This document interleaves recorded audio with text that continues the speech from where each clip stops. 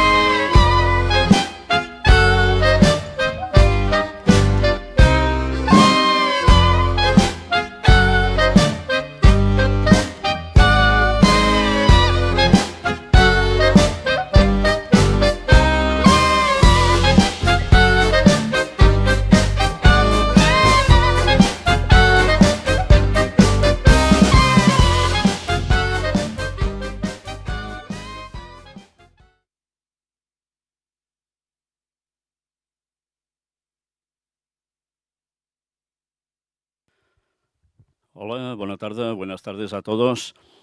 El tema de hoy, desde luego, es un tema que no puede dejar indiferente a nadie, y más dadas las circunstancias que está atravesando este mundo. Todos estáis al tanto de lo que está aconteciendo y hoy la primera parte de la conferencia irá precisamente sobre estas noticias que tienen que ver con temas que ya hemos presentado, que, como decía nuestro compañero, están corroborando lo que dijimos en su momento. Y después pasaremos ya de lleno al tema. Empezamos con conferencias que tenían que ver sobre el Vaticano.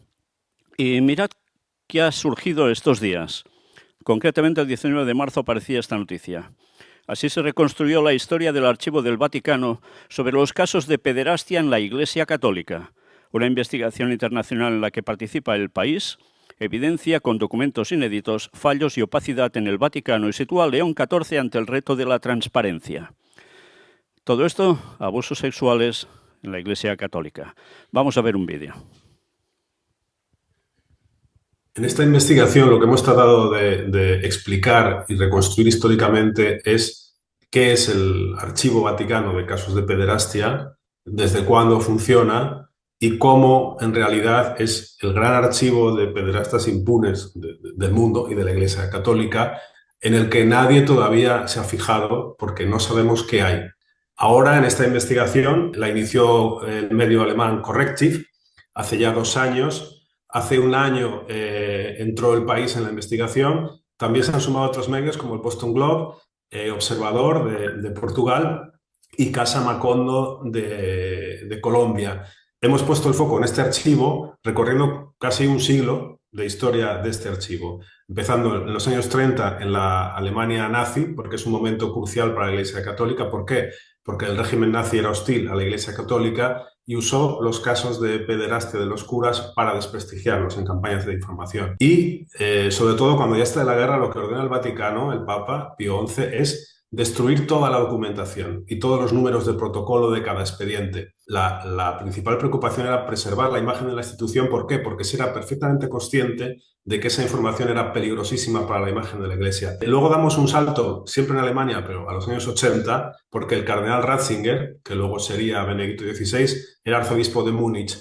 Ahí hubo varios casos que han sido polémicos, que salieron a la luz A partir de 2010, cuando ya era Benedicto XVI, empezó The New York Times y en su momento causó un poco de escándalo, pero se cerró enseguida, pero lo cierto es que se cerró en falso. La Iglesia de cada país, en Francia, en Irlanda, en Australia, en Estados Unidos, ha afrontado una gran operación de transparencia, con auditorías internas, abriendo sus archivos. La paradoja es que el mayor archivo de casos de pederastia del mundo, que está en el Vaticano, ha quedado como en un ángulo muerto. Es el elefante en la habitación. El Vaticano siempre ha sabido mucho de los casos de abusos en todo el mundo, sabe más de lo que admite, porque en teoría dice que solo conoce casos desde 2001, porque hasta entonces no había obligación de remitírselos a Roma. Esto es un gran paso decisivo en la Iglesia, que además coincide con un nuevo Papa, León XIV, que aún no ha dado pasos en la gestión del escándalo y ahora estamos todos pendientes de qué es lo que hará. Pero aquí hay algo muy pendiente que, desde luego, bueno, pues tiene la oportunidad de afrontar. Bien, había algo en este documento que citaba este hombre sobre la Alemania nazi y la relación con el Vaticano. No es de todo correcto lo que él llega a decir aquí. Recordemos que en parte sí sucedía esto, que había una animadversión con el catolicismo, pero a su vez las élites nazis estaban totalmente apoyadas por el nazismo. Y bastantes documentaciones han salido al respecto. Esto no hay que olvidarlo. Y podríamos seguir hablando sobre toda la trama que hubo detrás para subir a Adolf Hitler al poder.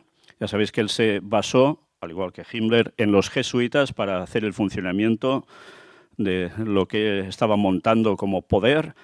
Y, por tanto, no es exactamente como nos lo ha contado este hombre, pero el resto, todo lo que ya sabéis, que tiene que ver con pederastia, al menos en este país, algunos que ya tenemos una cierta edad, hemos oído de nuestros mayores ya la cantidad de casos que llegaban a ver en pueblos, en ciudades, y tantas veces se ocultaba como siempre.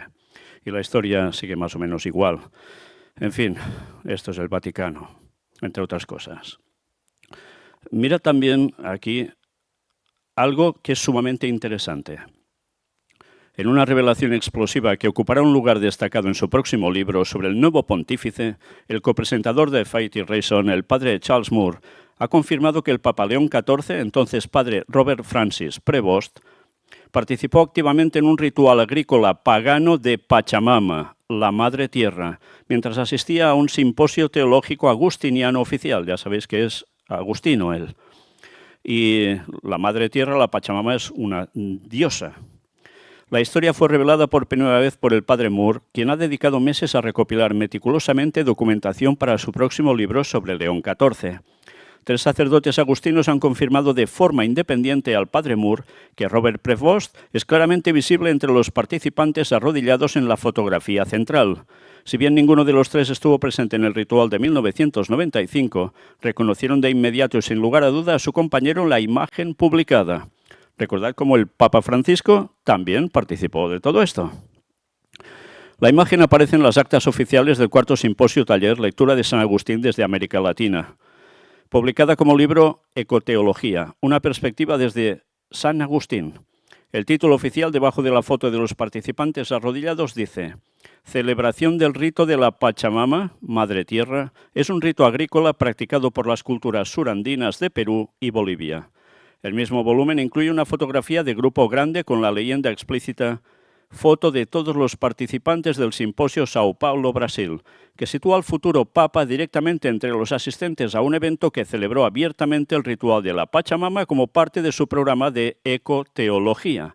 Ya sabéis, ecoteología tiene que ver con todo también lo que el Papa Francisco ya estaba haciendo. ¿Os recordáis de Laudato Si? Cómo todo versaba sobre la ecología. Y que allí además incluían el domingo como día de reposo para todo el mundo, para arreglar precisamente al planeta. El padre Moore declaró a Fighting Reason: el hombre que ahora es León XIV fue documentado arrodillándose en un ritual pagano a la diosa de la tierra durante una reunión oficial de su propia orden religiosa. Las implicaciones para el rumbo de la Iglesia bajo este pontificado son profundas. El padre Moore ha obtenido escaneos de alta resolución de las actas, incluida la clara fotografía de la Pachamama arrodillada de la Biblioteca Central Salesiana en Buenos Aires, Argentina. Esta exclusiva marca la primera presentación pública de pruebas que conformarán un capítulo central en el próximo libro del padre Charles Moore sobre el Papa León XIV. Otra imagen del libro muestra que, además de la ceremonia de la Pachamama, los participantes celebraron una misa y se puede ver a Prevost, Leo, de pie, tomado de la mano con otros participantes en el mismo lugar donde tuvo lugar el ritual de la Pachamama. Ya veis que esto es un ecumenismo interreligioso impresionante entre lo que teóricamente debería ser cristianismo y lo que es, como no, paganismo del más absoluto. Otra fotografía del evento en la que aparecen todos los participantes del simposio también confirma la asistencia de Prevost. Y aquí lo tenéis.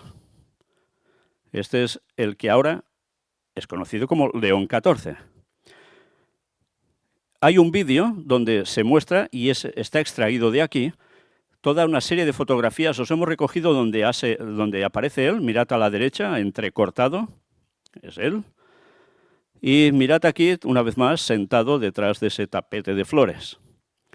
¿Qué hay delante suyo? Ya veis, personas arrodilladas aquí, con algo en la mano. Evidentemente, ya os podéis imaginar para qué es. Y después, la celebración de la misa, todos, ya se sabe, eso de darse la mano y demás, en el mismo lugar, con el mismo mantel, por tanto, la misma vestimenta, parece ser que era la misma ocasión. Y por si fuera poco, todos inclinados por el suelo, de rodillas. Y termina el vídeo con esto: itinerario de comunión y servicio de Oala. Así que Oala, la que llegó a hacer. Bueno, pues esto sigue siendo quien manda. Y una vez más, demostración de que entre espiritismo y catolicismo no hay diferencia a la hora de la verdad, tristemente, para muchos católicos que no se dan cuenta de que hay cosas que no pueden estar en comunión. Mirad otro vídeo ahora. La audiencia con su santidad el Papa León XIV. ¿De quién? De los reyes de España.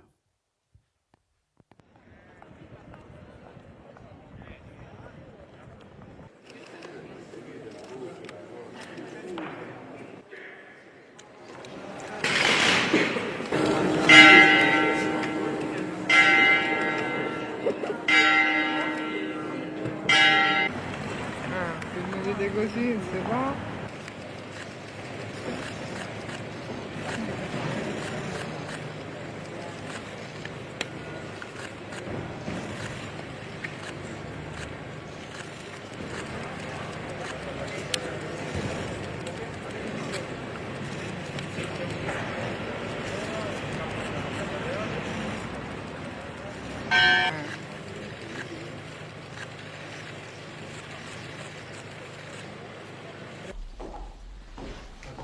Buenos días. Bienvenido. Nos alegra mucho poderle saludar y visitar. Muy bien. Adelante.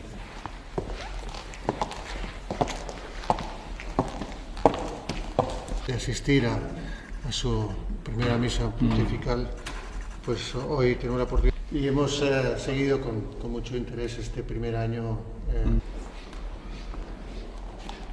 Una tradición muy antigua.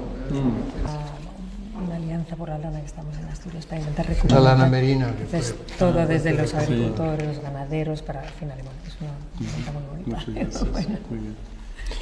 Depositado en el Escorial. Ah, en el Escorial. Y bueno, está el facsímil con una, que supongo que Estudio. es una obra muy bonita porque tiene iluminaciones. Aquí está la explicación. Virgen de Perpetuo Socorro. Estuvimos siguiendo.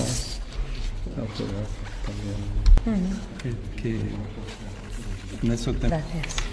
y el libro es un álbum pictorial, arquitectura. Entonces, que vaya bien, gracias.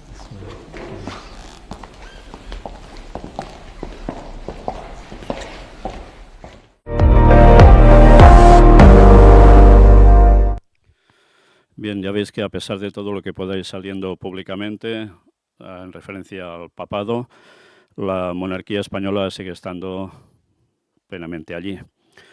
no hay nada que hacer. Esto será así hasta el final. Y como decía Ellen White, habrá monarquías que seguirán hasta el fin del tiempo, llegarán hasta el final. Y parece ser que la española será una de ellas. Por desgracia, unidas, ya veis a quién. Ya no vamos a entrar en que si monarquía sí, monarquía no. Esto ya cada uno que piense lo que quiera. Pero realmente triste que por más noticias que salgan y por más cosas que se demuestren, es igual. Hay gente que no quiere cambiar. Pero ya sabéis que también se produjo este encuentro porque el rey de España iba con un cometido y tenía que ver con la iglesia de Santa María la Mayor. Iba allí porque, por tradición, ha habido algo, y es que España, la realeza española, siempre ha mantenido ese lugar, es prácticamente los custodios de esa iglesia, y, cómo no, está directamente en Roma. Estuvimos allí cuando estuvimos haciendo reportaje al respecto, donde dicen que hay un cuadro con la Virgen y el Niño que pintó el mismísimo Lucas, evangelista. No se lo cree nadie, pero parece ser que les va bien eso así.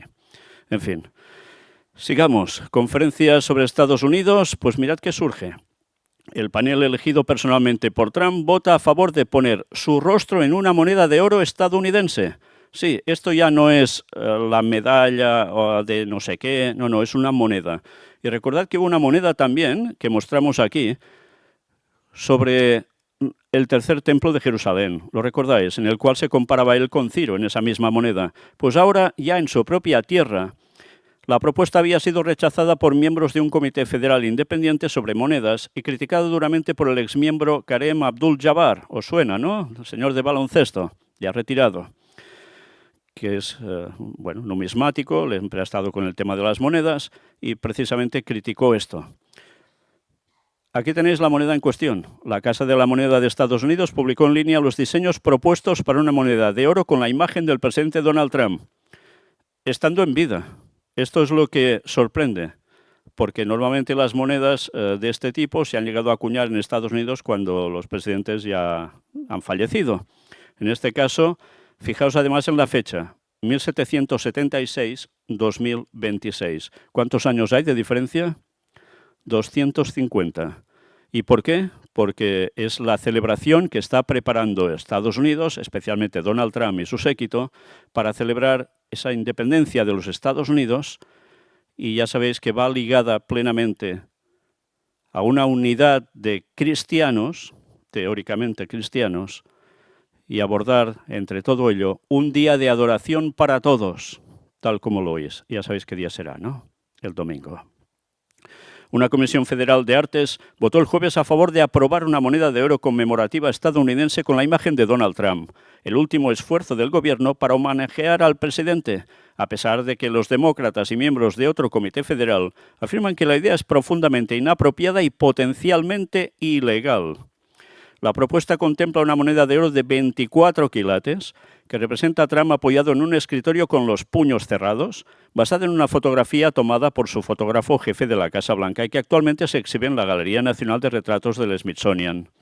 Este tipo de monedas de oro de la Casa de la Moneda de Estados Unidos suelen venderse por varios miles de dólares. Un funcionario de la Casa de la Moneda informó al comité que Trump había aprobado personalmente el diseño. Bueno, es que ya suena a realeza absoluta, ¿eh? Y de allí precisamente vinieron muchas críticas. El gobierno de Estados Unidos registró el dominio aliens.gov. ¿De qué? Esta medida se produce después de que el presidente Donald Trump ordenara el mes pasado la desclasificación de todos los archivos federales sobre ovnis. Estamos viendo cómo se está moviendo el tema. Algo se está preparando, como dijimos, y pronto se va a mostrar. Y tiene que ver con aliens. Ahora, enlazando conferencias sobre Estados Unidos y el Vaticano, el Papa León XIV recibirá la Medalla de la Libertad en Estados Unidos y hablará en vivo el 3 de julio. El Papa León XIV ofrecerá las palabras por transmisión en vivo en Filadelfia cuando reciba la Medalla de la Libertad otorgada por el National Constitution Center el 3 de julio por la celebración del 250º aniversario de la independencia de Estados Unidos. El Santo Padre, originario de Chicago y licenciado en la Universidad de Villanova, ubicada en los suburbios de Filadelfia, Recibirá el premio en reconocimiento a su compromiso con la libertad religiosa y la libertad de conciencia y de expresión en todo el mundo, según el comunicado del NCC. El evento se celebrará en Independence Mall, cerca de la Campana de la Libertad y del Independence Hall, donde los padres fundadores firmaron la Declaración de Independencia el 4 de julio de 1776. Sus palabras también se transmitirán en directo a través del sitio web del NCC. Desde su fundación, Estados Unidos ha entendido la libertad de conciencia como esencial para la libertad humana y el autogobierno, afirmó Mike George, presidente del Consejo de Administración del NCC, en un comunicado. El liderazgo moral del Papa León XIV y su defensa de la libertad religiosa y de expresión encarnan estos principios perdurables. Honrarlo con la Medalla de la Libertad reafirma el poder universal de estos ideales y su relevancia mucho más allá de nuestras fronteras, señaló. El NCC anunció el 16 de marzo que León XIV sería el galardonado y un portavoz del Vaticano confirmó a EWTN News que el Papa se dirigirá al evento en vivo. La ceremonia está prevista para el 3 de julio, aunque todavía no se ha anunciado la hora exacta. Vince Stango, director ejecutivo interino y presidente del NCC, dijo a EWTN News que León XIV fue la primera opción para recibir el premio y que la rápida aceptación del pontífice hizo que el proceso fuera muy eficiente. Añadió que el Consejo de Administración quería asegurarse de que el galardonado fuera especialmente significativo, dado que el país celebra su 250º aniversario. Según Stango, a lo largo de su servicio como sacerdote, obispo, cardenal y ahora como papa, León XIV se ha dedicado a promover la libertad religiosa, la libertad humana y la libertad de conciencia, y ha defendido constantemente su convicción sobre la dignidad de todas las personas y la inclusión de todos, independientemente de su fe. Stango añadió que la libertad religiosa es una piedra angular en la fundación de este país, que está consagrada en la Constitución y en las protecciones de la Primera Enmienda. Señaló además que el primer papa estadounidense realmente representa esos ideales.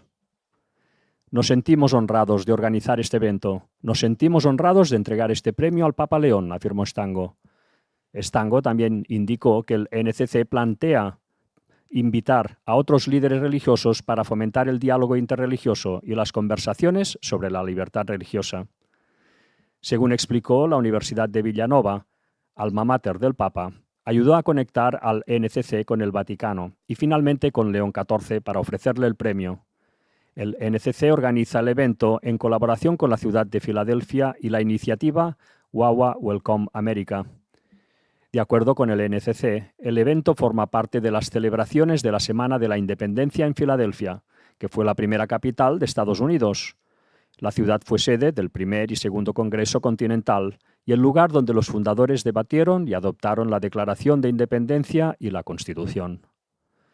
La Medalla de la Libertad se entrega desde 1988 y es organizada por el NCC desde 2006. El premio honra a quienes promueven la libertad a nivel global.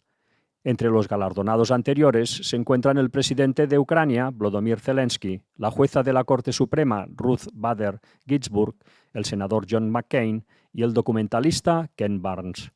La celebración, que se extenderá durante una semana, también contará con otros invitados, incluidos conciertos gratuitos de Queen, Latifat, Idina Menzel, F y Kirk Franklin. Además, habrá fuegos artificiales y un desfile. Durante el fin de semana del 4 de julio, León XIV también visitará la isla mediterránea de Lampedusa, en el sur de Italia, uno de los principales puntos de llegada de migrantes que buscan entrar en Europa. Bien, ya ves, se le da este premio precisamente para celebrar los 250 años de la independencia de Estados Unidos. Se basa en la libertad religiosa. Le comentan a él para ofrecerle el premio. Enseguida dice que sí, no se lo piensa mucho. Y no da que pensar que en un lugar como Estados Unidos, donde el catolicismo estaba en sus inicios totalmente desechado, no querían saber nada de él, y resulta que después, ahora, le llegan a conceder esto a un papa, y además el primer papa estadounidense. Y hablando de libertad religiosa, libertad de conciencia, promoviendo esto, cuando todos sabemos la historia del papado, y sabiendo la profecía, que a la que tengan el poder volverán a lo mismo, y para eso les queda muy poco tiempo, y a nosotros también. Ahora enlazando conferencias sobre la guerra de Israel, y estas noticias sí que desde luego ya no pueden dejarnos tampoco indiferentes. Vamos a ver un vídeo. Estad atentos, por favor. Carrie Prejean Boller fue cesada de la Comisión de Libertad Religiosa creada por Donald Trump, tras un fuerte enfrentamiento durante una audiencia pública sobre antisemitismo. Estad atentos al diálogo que mantiene con dos personas y lo que le resultó en consecuencia. Well, as you know, I'm a Catholic, and Catholics do not embrace Zionism, just so you know. So are all Catholics anti-Semites, according to you? As I said, anti-Zionism, by denying the right of the Jews to have their own state while not saying the same for any other peoples, that is a double standard, hypocrisy, and anti-Semitism. So by not being a Zionist, does that make you an anti-Semite? I don't think you need to be a Zionist to support a country that defends itself and is free and religious in a hostile neighborhood. You believe that speaking out about what many Americans view as genocide in Gaza should be treated as anti-Semitic. These were students calling for intifada within days after October 7th, before Israel had even entered Gaza. So it's not about them and their using Palestinian civilian death, which is horrendous and horrible. They're using it as a prop. I don't support the political state of Israel. Am I an anti-Semite? Yes or no? They already answered. Asked Yes. and answered. According to you on the record, yes? I don't support the political state of Israel? I don't personally label people. Ya veis que esta mujer iba fuerte, ¿eh? Iba directamente, siendo católica, a preguntarles si por estar en contra de ciertas cosas directamente se te debe declarar antisemita. Y las respuestas ya veis que eran de bastante evasiva. Imaginaos lo incómodo que resultó esto, que fue destituida. Mirad, para que sabéis quién era esta señora. Fue cesada de la Comisión de Libertad Religiosa creada por Donald Trump tras un fuerte enfrentamiento durante una audiencia pública sobre antisemitismo.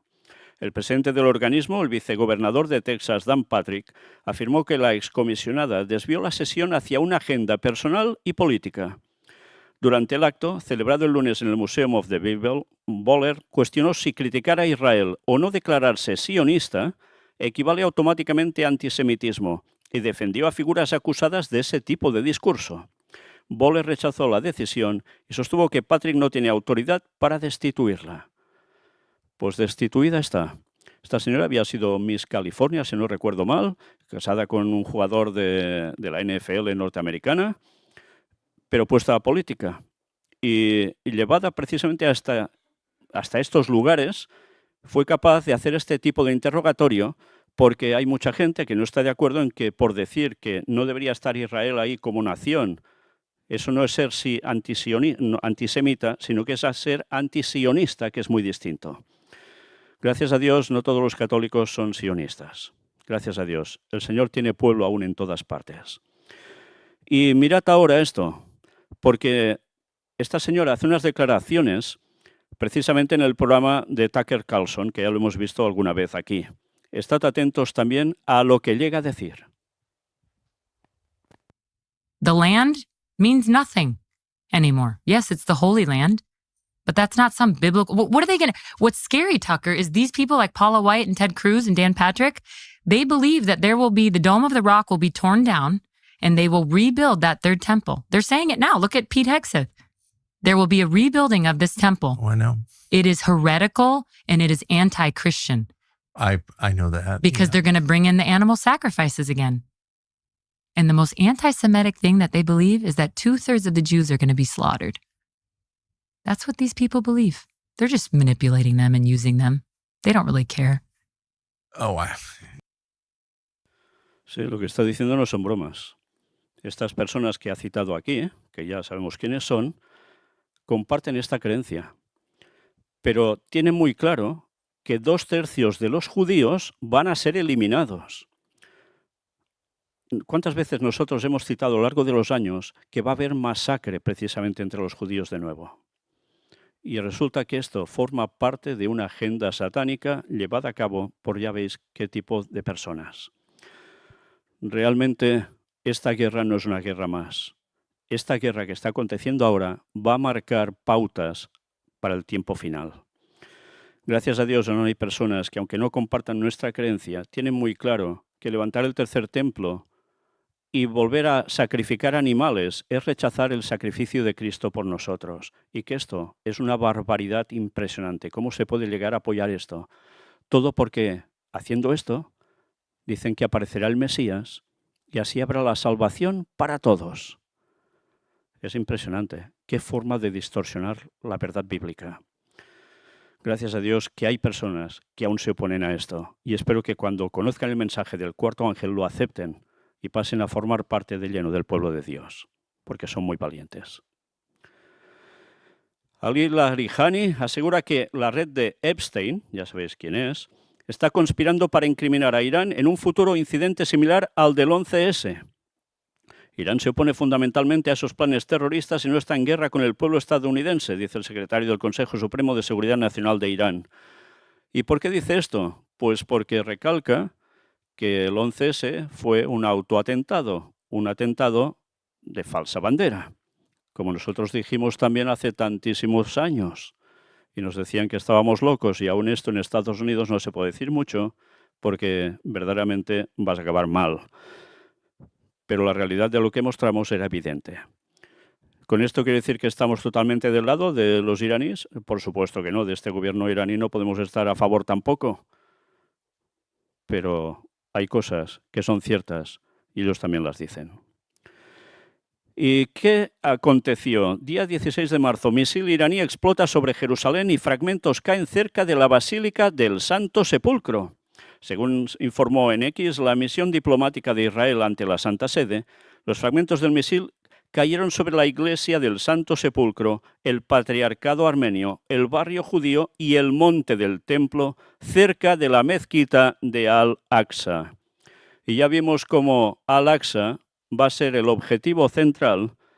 ¿Para qué? Para que desaparezca y allí se levante el tercer templo de Jerusalén. Mirad este otro vídeo donde Donald Trump dice algunas cosas y no solo él. No, I'm not putting troops anywhere. If I were, I certainly wouldn't tell you. But I'm not putting troops anywhere. No voy a mandar tropas a ninguna parte, pero si lo hiciera, tampoco lo iba a decir. Así responde Trump cuando le preguntan por la presencia militar de Estados Unidos en Irán o en países cercanos.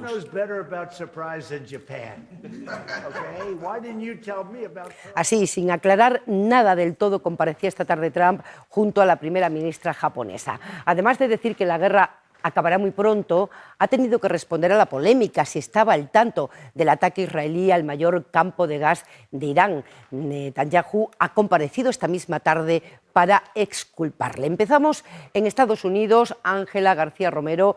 Trump ha querido dejar claro que él se enteró después, dice. Pues Trump ha dicho que la guerra está prácticamente terminada, mientras que el Pentágono se prepara para pedir 200.000 millones de dólares más al Congreso. Eso sí, Trump lo justifica diciendo que no es solo para esta ofensiva, sino para rellenar, para recargar el arsenal que, según él, Joe Biden mermó en Afganistán y en la guerra de Ucrania. Y también ha defendido el secretismo con el que se lanzó esta operación, diciendo o recalcando la importancia del factor sorpresa. Tanto es así que ha bromeado sobre Japón delante de su primera ministra, eludiendo a Pearl Harbor cuando le han preguntado por qué no avisó antes a sus aliados. Trump asegura ahora que sí habló con Netanyahu tras el ataque al campo de gas de South Parts de Irán. Sí, le dije que no haga eso y no lo hará, señala el presidente estadounidense. No discutimos, trabajamos de forma independiente, pero nos llevamos muy bien. Es algo coordinado. Y eso es lo que asegura Israel, que el ataque fue coordinado, pero según Trump, de vez en cuando hace algo y si no me gusta no se vuelve a hacer, añadía.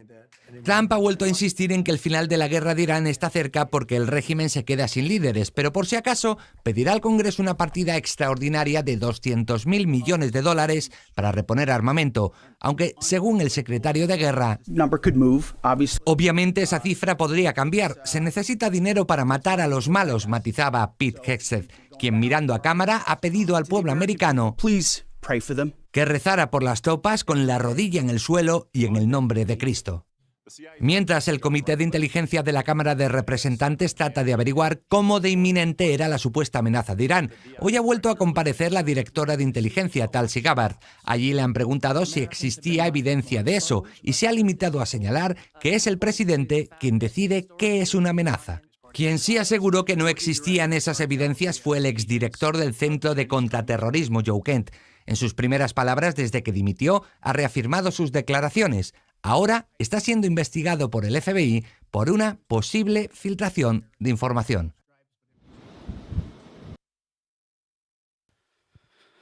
Bien, ya veis que decía unas frases un poco...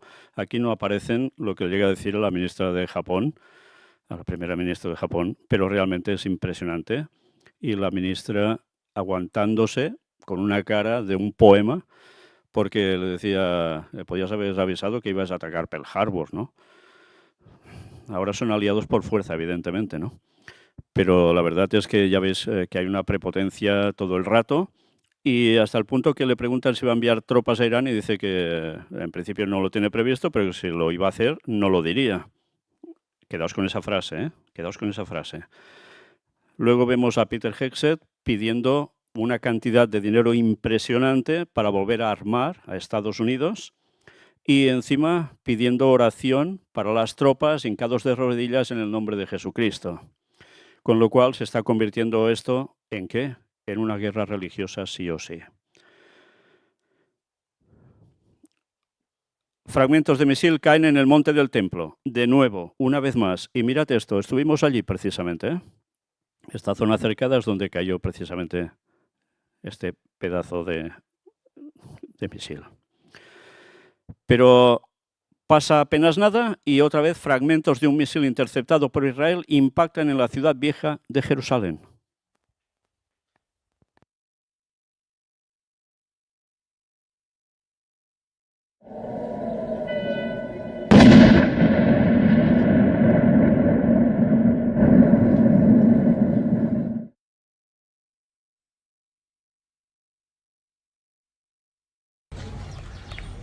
Inside here.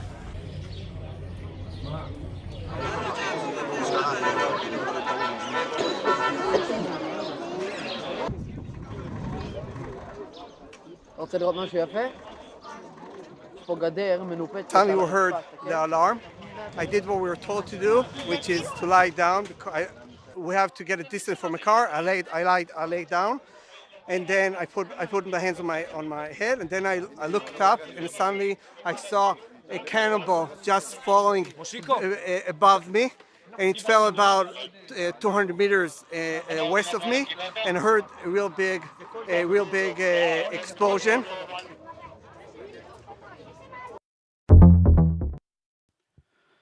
Bien, ya veis que es solo cuestión de tiempo en que algún impacto dé realmente sobre el domo de la roca y se termine de desatar absolutamente todo. Estados Unidos redobla su presencia militar en el Golfo y envía miles de marines. No iba a enviar a nadie. Media docena de barcos de guerra y unos 5.000 infantes de marina llegarán a las aguas de Oriente Próximo después de que Netanyahu sugiriese la necesidad de algún tipo de operación terrestre. Netanyahu dice que seguramente enviará tropas también allí, las está enviando también en Siria, en el Líbano, etcétera, etcétera. Está abarcando cada vez más, pero necesita también que Estados Unidos haga algo. Pues Estados Unidos envía estos 5.000 infantes, entre los cuales no solo se trata de cuestión marina, sino que se trata de soldados para entrar directamente a las islas que quiere tomar de la zona para controlar el estrecho de Hormuz. Con lo cual, el rey del norte entrará a las tierras, pasará, inundará. Recordad el texto de Daniel 11, ¿verdad? Una vez más se está cumpliendo. Mirad también esta otra noticia sacada de pantalla. acusa a Israel de realizar ataques de falsa bandera en Turquía y Omán. Lo dice Mojtaba Khamenei. Ataques de falsa bandera en Turquía y Omán. Y Turquía está colgando de un hilo. Lo vimos la otra vez. Están siendo también objetivo preferente después de Irán. También Cuba, por supuesto. Hoy precisamente estaban saliendo declaraciones de que temen de que va a haber una invasión estadounidense directamente a la isla. Pero se quiere hacer entrar a Turquía en la guerra también. ¿Por qué? Recordar los comentarios de un adventista pionero llamado Urias Smith, donde él hablaba en esos años, 1800 y poco, que habría guerra en Turquía y que Turquía lo iba a pasar muy mal, porque era necesario que esto aconteciese para preparar el terreno para el fin de todo. Parece ser que esos tiempos están llegando ya. También extraído de imagen de pantalla, Erdogan advierte que Israel pagará el precio por las masacres que ha provocado. Ya veis que la tensión entre unos y otros está ahí. Y una tercera toma. Arrestan a 2 presuntos espías iraníes cerca de una base nuclear en Reino Unido. Base nuclear. Ya sabéis que ha habido un ataque nuclear precisamente a una central nuclear de Israel, que decían que no había pasado nada, que no había afectado, y luego ya han empezado a decir que algo parece ser que ha sucedido. En fin, imaginaos ahora que Europa está hablando de volver a activar las centrales nucleares. Si, tal como están diciendo, han amenazado atacar a Europa también en terrorismo, lo fácil que es que haya una hecatombe. No somos conscientes que el Señor está aguantando todo por un hilo. Y ahora sí, ahora entramos directamente en el tema del tercer templo. Y esta imagen os la hemos querido poner para que veáis que donde hay ahora la mezquita, dentro de poco habrá lo que veis sobrepuesto, el templo de Jerusalén. Pero eso sí, esto no se va a caer así como así, porque sí. Visitamos el Instituto del Templo. Esta imagen que veis aquí es la que forma parte de cuando vas a entrar a este lugar, que es su museo, y que desde luego es, para las personas que hemos seguido esto durante tantos años, impresionante. Ya veis que a la entrada hay un maniquí vestido de levita tocando una trompeta, como lo que hacían ya antiguamente y como lo que están preparando ahora. Recordad que estas vestimentas están no para hacer adorno, precisamente, sino que van a ser utilizadas. Vamos a ver el vídeo. Nosotros grabamos ahí en muchos minutos, pero no vamos a pasar todo eso. Vamos a recoger solo unas pequeñas partes, pero sobre todo estad muy atentos a lo que la voz del narrador nos iba contando allí, porque es la clave para lo que próximamente mostraremos también. Ahora está a punto de escuchar un tour de audio, según lo da el rabino Chaim Richman, director del Departamento Internacional del Instituto del Templo. Shalom y bienvenido al Instituto del Templo. El Instituto del Templo es una organización única, cuyo objetivo es cumplir con el mandamiento bíblico y edificarán para mí un santuario, y yo habitaré en medio de ellos. Se trata de un mandamiento positivo de la Torá, esperando ser cumplido por el pueblo de Israel en cada generación. El instituto se dedica a promocionar información del templo sagrado y el aumentar la conciencia del pueblo judío y el mundo entero como el papel central que desempeña el templo en la vida de la humanidad. Para el Santo Templo, según lo descrito por todos los profetas de Israel, es nada menos que el centro espiritual de toda la humanidad y el punto focal de la relación directa que se desenvuelve entre el hombre y Dios. El Instituto del Templo persigue este objetivo a través de la publicación del plan de estudios y la investigación original, a través de conferencias y programas educativos especiales y seminarios, y como usted está a punto de experimentar, a través de la creación de los recipientes reales del templo, listos para ser utilizados en el reconstruido templo sagrado, De hecho, esto se considera como la primera etapa de la reconstrucción real del templo sagrado. Los recipientes sagrados que verán en esta exhibición no son modelos, copias o réplicas. Son en realidad kosher para su uso en el servicio divino del templo, hecha de los materiales originales oro, plata y cobre, por ejemplo, de acuerdo a los requisitos exactos de la ley bíblica, según consta en la Torá y analizada según los sabios de Israel en las fuentes auténticas de la tradición judía. La creación de los recipientes, instrumentos y prendas que se pueden ver en el Instituto del Templo es un proceso continuo que representa décadas de intenso estudio e investigación que combinan el conocimiento bíblico con la ciencia y la tecnología más avanzada. El templo sagrado es el secreto de Jerusalén, el misterio que habita en su corazón. La ubicación del templo es el monte Moría, a que se refiere muchas veces en la Torá como el lugar que voy a elegir, el único lugar en la tierra, a diferencia de cualquier otro, santificado por Dios desde el principio de los tiempos y elegidos por Él para descansar su presencia, para darse a conocer a toda la humanidad. En la parte trasera de la zona santa del santuario, detrás de la cortina, el lugar santísimo, se encuentra en esta cámara el lugar más sagrado en el mundo. Solo un hombre daba un paso una vez al año, en el paso número 34. El sumo sacerdote, en el día de la expiación, en realidad, en el transcurso de Yom Kippur, el Cohen Gadol entraba en el lugar santísimo 4 veces. La primera vez que entraba era para ofrecer el incienso, como se representa en el cuadro de la derecha por la salida. El sumo sacerdote colocaba el incienso en la parte superior de la primera piedra, que es la base de la creación. En la imagen número 35, en el primer templo sagrado, en el lugar santísimo, en la cima de la piedra, el arca de la alianza y los querubines se colocaban. En el arca se colocaron las segundas tablas de la ley y las piezas rotas de la primera. Otro conjunto, querubines mayores creados por el rey Salomón, estaban también aquí, al igual que el bastón de Aarón que floreció con flor de almendro en la controversia de Córah, un recipiente con maná y el aceite de la unción. Cuando el rey Salomón construyó el primer templo, vio por inspiración divina que se había destruido. Así, supervisó la construcción de un sistema de pasajes secretos y laberintos debajo del monte del templo. Hacia el final de la era del primer templo, el rey Josías, anticipándose a la destrucción, oculta el arca y los demás elementos en el pasaje secreto que fue preparado por Salomón para este propósito. El arca del pacto no se perdió, pero está oculta, y la ubicación de este pasaje secreto y el paradero del arca son conocidos por nosotros. Aunque el arca no estaba presente en el lugar santísimo del segundo templo, sí creemos que va a ser recuperado y llevado al tercer templo.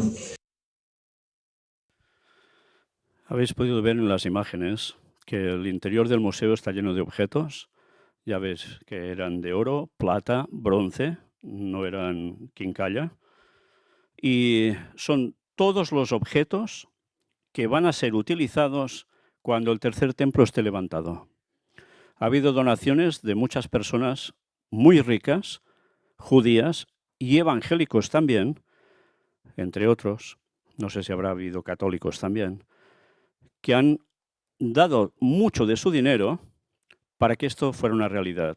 Han estado muchos años haciendo cada objeto, revisando en los escritos judíos tradicionales cómo era cada objeto según la descripción que tenían en sus escritos antiguos, y los han hecho tal cual, al menos es lo que ellos afirman.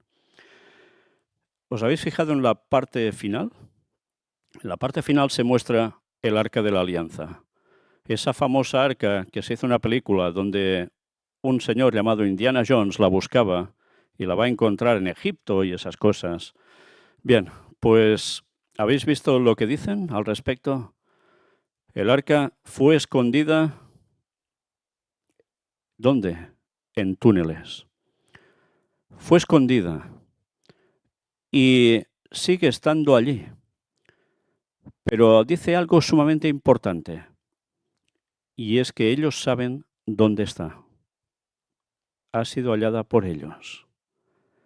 Y nosotros sabemos que esto es cierto, porque Ron Wyatt fue quien les dijo dónde estaba el arca, el adventista Ron Wyatt les dijo dónde estaba el arca porque él la encontró. Y es más, nosotros estuvimos en ese lugar. Y podemos certificar que lo que dijo Ron Wyatt no era ninguna falsedad. Sobre eso hablaremos próximamente en una conferencia dedicada especialmente a esto. Pero sobre todo aquí lo que nos interesaba es que vieses que ya lo tienen todo listo, incluido vestimentas de levitas y sumo sacerdote, con las piedras preciosas que llevaba en el pectoral, una distinta para cada una de las 12 tribus de Israel. Y todo está a punto para que en el momento en que se levante el templo esto pueda ser ya puesto directamente allí. Esto no se ha hecho, ya lo dicen ellos, como una réplica y ya está, sino que va a ser utilizado todo en el templo. Pero ¿les falta el qué? Lo tienen todo menos algo, menos un objeto. Saben dónde está, pero no lo tienen. ¿Y por qué si saben dónde está no lo tienen? De eso hablaremos próximamente. A pesar de todo, quiero que veáis esta imagen en pantalla, que es la misma imagen de esta revista que tengo yo aquí. Es la revista que pudimos recoger en el museo del Instituto del Templo. Ya sabéis que hay en portada y hay contraportada. Dentro hay una serie de hojas. Ahora os los voy a mostrar en pantalla para que lo veáis claramente. Pero esta revista la cogí no solo por los objetos que se muestran, sino también, sobre todo, por la portada. Esta portada. ¿Era así el Arca de la Alianza? Ahora hablaremos de eso. Primero, estuvimos en las cuevas de Sedequías. En las cuevas de Sedequías es donde está auténticamente el Arca de la Alianza. Y allí vimos algo que nos llamó la atención y que hemos podido conseguir la instantánea de lo que tenían allí expuesto. Mirad la diapositiva, la imagen, porque se halló un querubín en esas cuevas. Aquí veis la fotografía, está en 3 idiomas distintos, inglés, árabe, hebreo.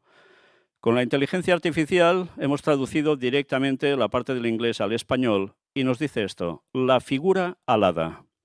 En 1873, el arqueólogo Charles Simon Clermont-Ganneau descubrió un grabado de estilo asirio en la pared de la cueva. Representaba una figura celestial con rostro humano, cuerpo de animal, alas y cola de león, reminiscente del querubín bíblico. Estos custodiaban el jardín del Edén y el caporet, el trono de la misericordia, del arca de la alianza de oro en el tabernáculo y el templo de Salomón. Estas figuras simbolizaban la bendición y la protección de manera similar a la mitología mesopotámica y se mencionan en la visión de Ezequiel.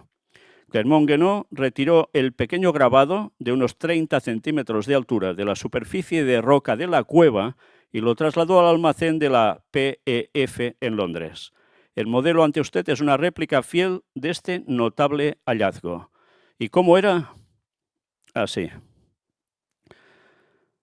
¿Se parece esto a lo que han puesto ellos sobre el Arca de la Alianza? ¿Se parece? Poquito, ¿verdad? Por no decir prácticamente nada. ¿Por qué han puesto ellos esta forma? ¿Qué veis aquí? ¿Tiene rostro humano? Sí. ¿De hombre? Parece que no, ¿eh? Parece que no. ¿Y el cuerpo? ¿A qué os recuerda? ¿A qué se asemeja? ¿A una paloma? Algo parecido a esto con sus alas. ¿No recuerda esto a lo que expusimos sobre la diosa Semiramis? ¿Era realmente así el Arca de la Alianza? Luego veremos algo más. Vamos a mostraros lo que hay dentro de este folleto. Esta es una de las páginas. Ellos ya sabéis que leen al revés de nosotros, empiezan el libro por lo que sería el final. No es que lean al revés, pero sí que lo tienen escrito al revés que nosotros. Y esta es la primera página y así vamos viendo todo lo que hay allí. Hay una maqueta del templo de Jerusalén. Es grande. Nosotros nos sentábamos precisamente en las gradas que veis a la izquierda del templo y allí una voz grabada va contándote todos los cuadros que hay alrededor de la pared, porque son escenas distintas, y a su vez también aparecen, ya veis aquí, instrumentos, arpas, como réplicas de lo que tenían en el templo de Salomón. Las vestiduras, el incensario, el pectoral con las 12 piedras en la vestimenta del sumo sacerdote, que es este que va más de azul, luego los levitas que van de blanco. Aquí veis todo lo que sería el lugar para lavar, el lavacro, todo de bronce. Vemos aquí imágenes también con un altar a la izquierda. En el centro vemos el candelabro de 7 brazos, siendo oficiado aquí por un levita, los utensilios de palas y demás para recoger cenizas, etc. Veis los cuadros en la pared. Fijaos cómo en la izquierda de la imagen de abajo se ve un candelabro grande también de 7 brazos, que es el mismo que veis arriba en la imagen. Y a la derecha ya vemos lo que han hecho ellos como el Arca de la Alianza.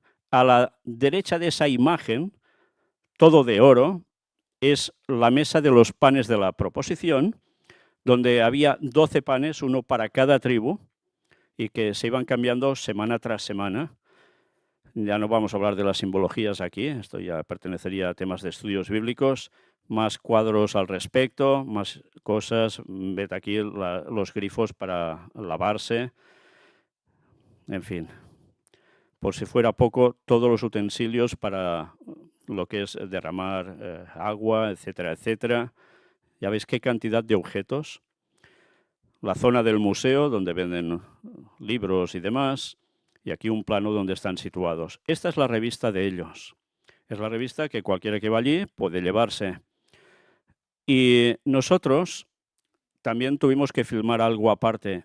El incensario que tienen allí, mejor dicho, el candelabro que tienen allí en el museo, no es el que tienen preparado para estar en el templo. El auténtico es este. Está fuera, en una plaza.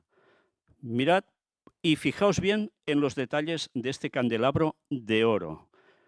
Y mirad también que está en una urna de vidrio y teóricamente todo protegido con sensores para que no sea robado o vandalizado.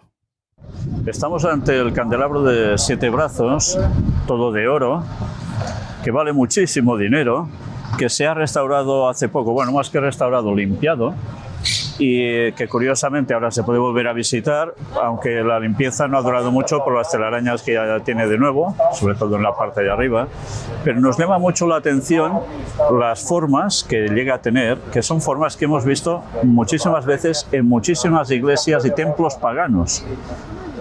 Y como siempre decimos, los huevos. Hay una explicación para todo esto. Ángel os va a contar algo al respecto. Bueno, a nivel bíblico se habla de que en el candelabro tienes copas, manzanas y flores. Entonces, según lo que interpreto que ellos han querido, digamos, grafiar aquí, es cuando vemos las tres como copas que hay debajo de cada una de las lámparas. Vemos 3 copas que serían las copas de flor de almendro, que dice la Biblia, que sería como el soporte de los sépalos que están debajo de las flores, y arriba estaría la flor. Pero es muy curioso la forma que tiene cada uno de los sépalos, que es exactamente igual a los huevos que hemos ido viendo en todos los templos de la diosa. O sea que una vez más estamos en lo mismo. Huevos, diosa, el candelabro.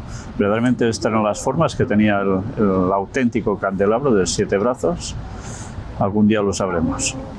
Pero ya sabéis que todo lo de esta forma de huevos, visto precisamente donde siempre ha estado la Virgen María, hay que pensar y mucho, o la diosa, en templos paganos.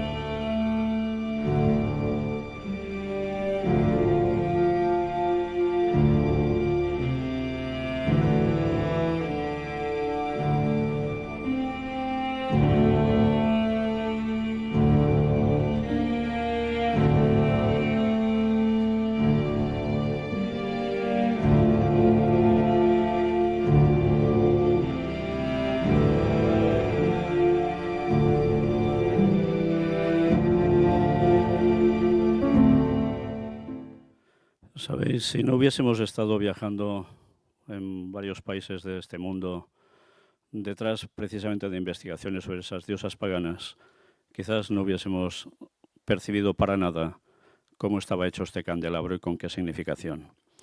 Si juntamos por un lado los querubines, entre comillas, que han puesto encima de la tapa del propiciatorio del Arca de la Alianza, como semiramis, y vemos el candelabro con huevos, verdaderamente estos señores sionistas, ¿a quién están sirviendo? ¿Al Señor Dios, Jehová, Yahvé?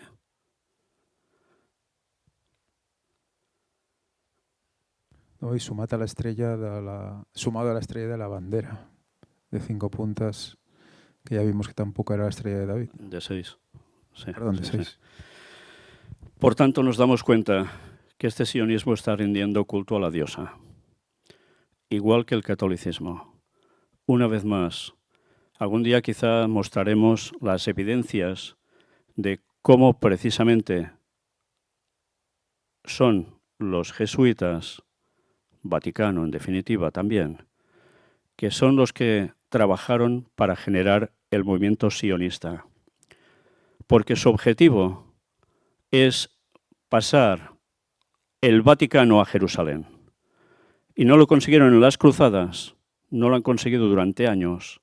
Han propiciado 2 guerras mundiales para conseguir su objetivo de poner otra vez gente allí para poder terminar levantando finalmente el tercer templo.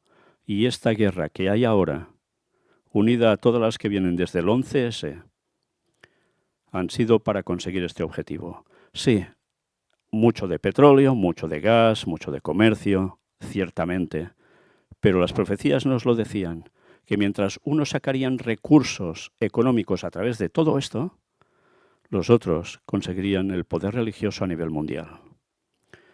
Pero a su vez también participan de esas ganancias. Por tanto, el sionismo no viene de Dios, pero van a cumplir lo escrito. Y nosotros debemos denunciar estas cosas, debemos anunciar al mundo que lo que está pasando tiene que ver implicación directa con todo esto. Y que como el mismísimo catolicismo fue hecho ya por esos mismos judíos que sacrificaron a Cristo en la cruz, infiltrando el cristianismo y haciéndolo pasar por cristiano lo que realmente era pagano y culto a esa diosa o a esas diosas. Y mira por dónde el sionismo está haciendo lo mismo. Y muchos de ellos no tienen ni idea de esto. Yo creo que prácticamente solo su dirigencia debe saberlo. El resto, tantos evangélicos que apoyan todo esto, tampoco deben tener ni la más mínima idea. Ojalá despierten cuando el mensaje les llegue. Porque el tiempo se está acabando y todo irá muy deprisa, como dijo la profetisa Ellen White, y así está siendo. Del Instituto del Templo, aquí tenéis la imagen que ellos envían su propaganda y que tienen como emblema precisamente el Arca de la Alianza hecha por ellos. Pero aparecía también esto en la propaganda que me envían de todo lo que hacen cada semana. Aquí veis al sumo sacerdote haciendo un gesto con la mano. No, con las 2 manos. El mismo gesto que hace con la mano izquierda lo hace con la derecha en plan espejo, juntándose. Diréis, vale, ¿y esto qué es? Hacer la comparativa. ¿Sabéis? Yo creo que ellos saben muy bien, y lo sabían muy bien también los sacerdotes de antes, cómo era el Arca de la Alianza. La auténtica. No tiene 2 querubines puestas allí como 2 palomillas raras, extrañas, tipo semiramis, sobre la tapa, sino que el diseño auténtico es el que veis a la derecha y es el que vio Ron Wyatt cuando encontró el Arca de la Alianza. Los querubines de pie y con sus alas, haciendo el símbolo del triángulo, la Trinidad. Padre, Hijo y Espíritu Santo. Y allí se asentaba precisamente la gloria de Dios, la Shekinah, porque formaba como si fuera el trono donde sentarse alguien. Y el sumo sacerdote hacía exactamente este movimiento de manos, este gesto. Si os dais cuenta el triángulo, ¿y cómo serían los querubines? Los otros 3 dedos de cada mano. Si hubiesen querido representar el Arca de la Alianza de modo distinto, tal como la tienen ellos en réplica, seguro que no hubiesen hecho esta postura. Y ahora nosotros vamos a dejarlo aquí. Suficiente para empezar a pensar que este sionismo está sirviendo directamente a Satanás en sus propósitos y al Vaticano para conseguir la supremacía mundial y Estados Unidos dándole apoyo, tal como decían las profecías bíblicas hace tantísimos años. Y lo tenemos delante nuestro. Nosotros estuvimos también en estos otros lugares. Sodoma, Gomorra, las ciudades de la llanura, las que fueron exterminadas por el poder de Dios, porque había una corrupción inmensa como en los tiempos actuales. Estad atentos porque esta va a ser la próxima conferencia, los restos de Sodoma y Gomorra. Dissabte, 28 de març, a les 17 hores, la sala de conferències i museu El Gran Engany presenta les restes de Sodoma i Gomorra. Aquestes antigues ciutats i algunes més varen ser destruïdes per una pluja de foc i sofre. Les proves encara hi són.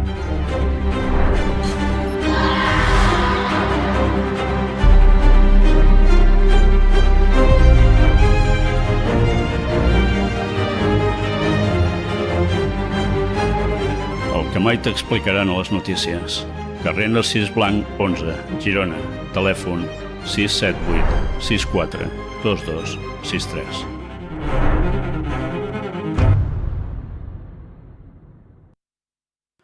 Si a los jóvenes en la actualidad normalmente les preguntas por estas últimas imágenes que se ve a una familia corriendo y una señora que se gira, no suelen tener ni idea de qué es eso. Por desgracia, la cultura también a nivel religioso, aunque uno no sea creyente, también se ha perdido y mucho. Ya ha interesado esto en su momento.